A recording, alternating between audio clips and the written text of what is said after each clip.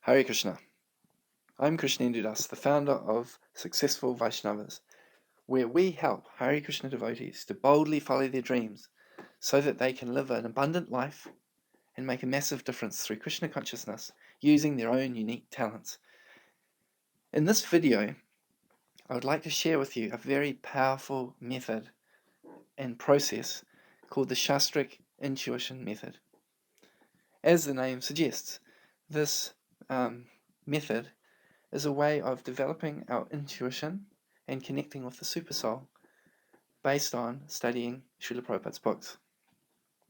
So first of all, why would we want to follow this process? Well, the essence is, sometimes in life, we have some dilemmas, we have some questions that we want to answer, or decisions that we have to make. Or sometimes we feel that we're just stuck and we're not sure where to move next. Or perhaps we feel that we know what we want to do, but for some reason it's hard to get our momentum up and hard to actually take action. So this process is helpful for all of those things. And in addition to that, it helps us to develop our intuition. In other words, it helps us to become more connected with the super soul and to be more open to the messages that Krishna in our heart is trying to give us. It also has the benefit that we read Srila Prabhupada's writings and teachings more. And it's also a very powerful way that we can associate with devotees in a way that is beneficial and very supportive of each other. Okay, so the basic gist of this method is simple. We start with some ideas in our mind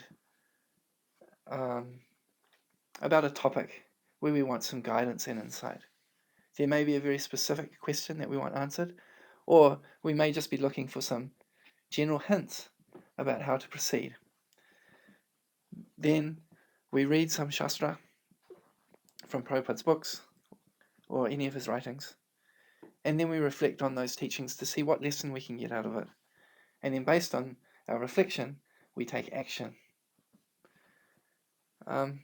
So a few of the principles behind this method are worth noting in order to get the most benefit out of this process.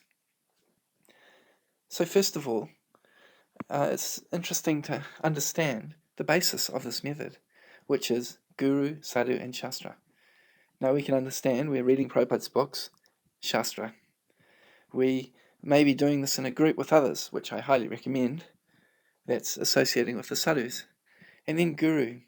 Now generally when we think of Guru, we think of the Diksha Guru, or a physically present Shiksha Guru.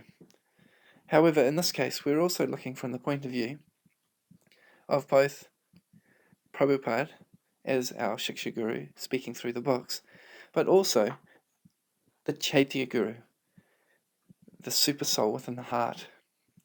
Krishna says in Bhagavad Gita, Sarvasya chaham hridhi sanivishto matasmati jnana apohanam char.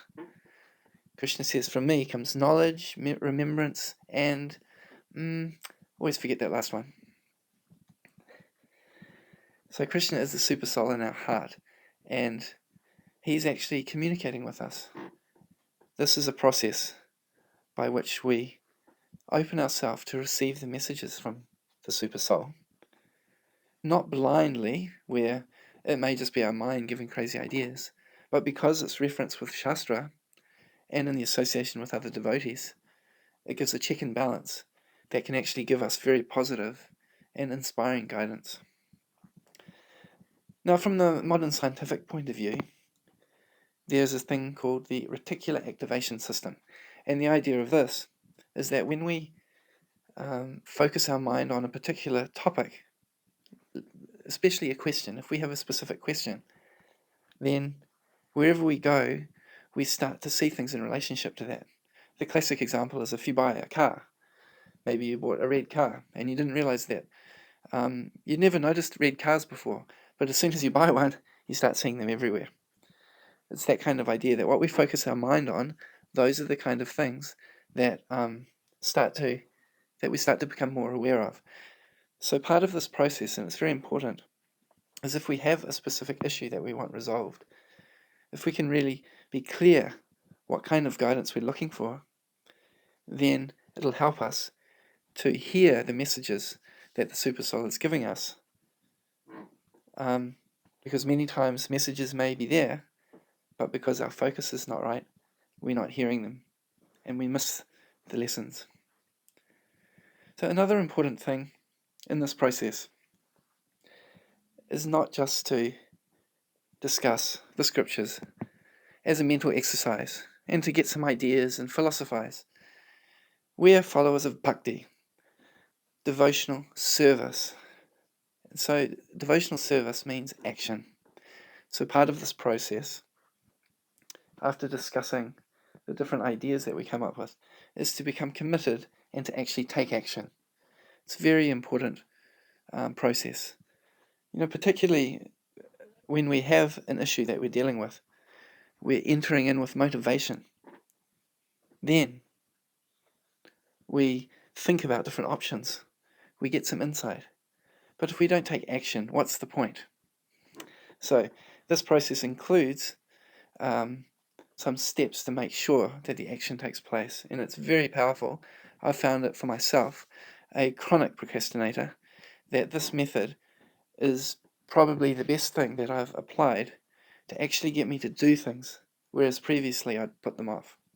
So anyway, more about that in detail later. Another principle of it is, although this method can be done alone, and sometimes we may need to practice this on our own, and we can get benefit. But this is a very powerful method if we can do this process regularly with at least one other person.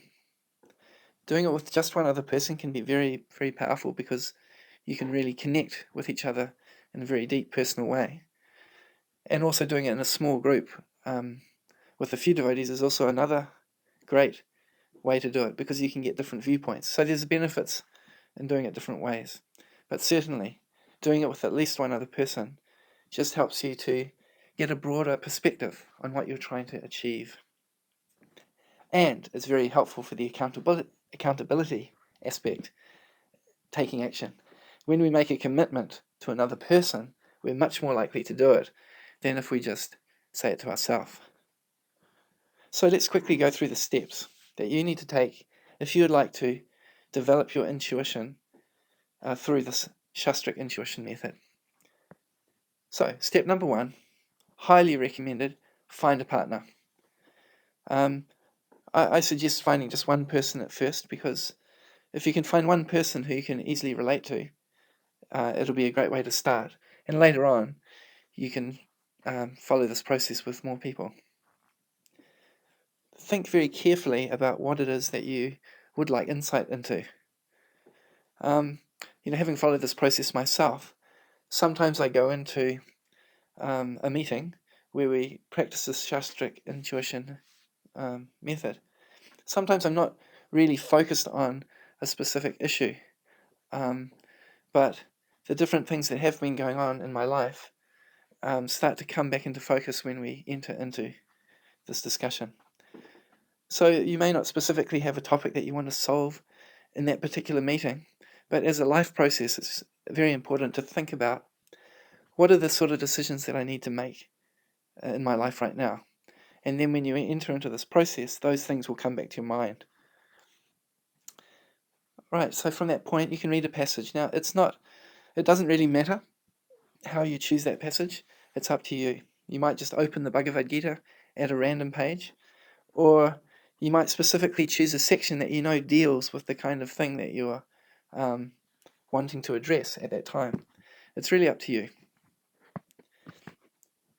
And as I mentioned earlier, sometimes the passages which seem completely unrelated, when you put your mind to relating it to your issue, it allows you to connect it in a very creative way and see things from a totally different perspective, which often gives you solutions you would have never thought of otherwise. So at this point, this is where your partner is very helpful again. You can discuss. Now, this discussion process has a few important elements as well. The basic procedure is that each person shares their realization. So, for example, if I go first, I will say, yeah, in this passage, one thing that really stood out for me is this. I thought it was interesting how Prabhupada spoke in that way. Then the other person's job is to reflect, to say, so this is what you understood from that passage. So the person is not giving their own opinion yet, but first of all, they're just showing understanding of what the first person has said. And by doing this, it helps the first person to become much clearer about their realizations. Once it's clearly understood that both of the listeners in this process have understood clearly what their realizations are, at that point, each person needs to decide on an action and commit to it. Part of committing to this action is to set a deadline. Really helpful. This is an extra bonus tip here.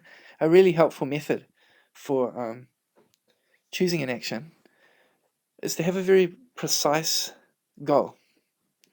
For example, you might say that I want to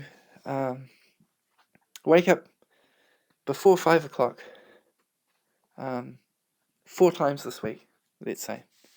Now, in addition to that, it can be helpful to set 3 levels.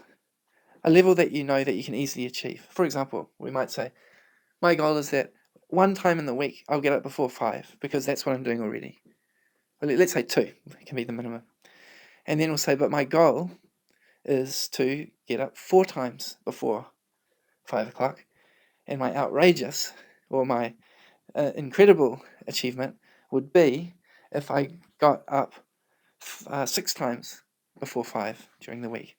So in this way, it guarantees that we'll achieve at some level, but it also gives us the opportunity to stretch ourselves towards higher goals. Anyway, that was just a little extra thing which I'll go into in more detail in the goal setting lesson. Then, of course, having made a commitment and made a deadline, the next thing is to go ahead and do it. Fulfill your commitment. Do what you said you would do. And then meet again. I recommend meeting once a week. And report back to your partner how it went. Did you achieve the goal you set? Was there something that stopped you? Or if you did achieve it, what were some of the things that happened? How was it for you? Did your intuition treat you nicely? Did you find that by the discussion you had the week before, it helped you during that week? And all these kinds of discussions just help us to tune in with what the super soul wants us to do in our life. Because sometimes we may feel that we have an intuition to do something and it may not quite work out right. That's fine. If we're making the endeavor and keep reflecting, we'll become more tuned with what needs to be done. So that is the Sastric intuition method for becoming more in tune with the super soul through studying Srila Prabhupada's books in the association of other devotees. And now for your homework. As I mentioned in this process, a discussion is useless if you don't act upon it. So therefore, now's your chance to put this into practice. So what I'd like you to do this week is to go through this process. Print out the worksheet which is given below this video, fill it out, and go through that process. See if you can find another person to do it with. You'll find it much more powerful that way.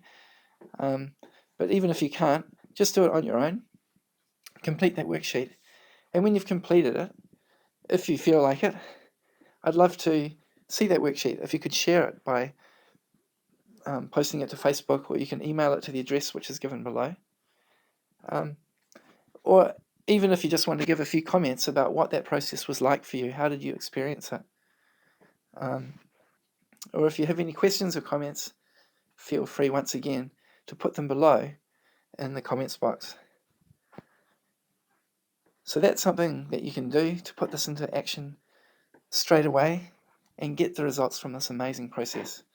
Now, one other thing I'd ask you to do is please share this video so that others can also get reconnected to the Super Soul in a powerful way through studying Srila Prabhupada's books. Look forward to seeing you on the next video.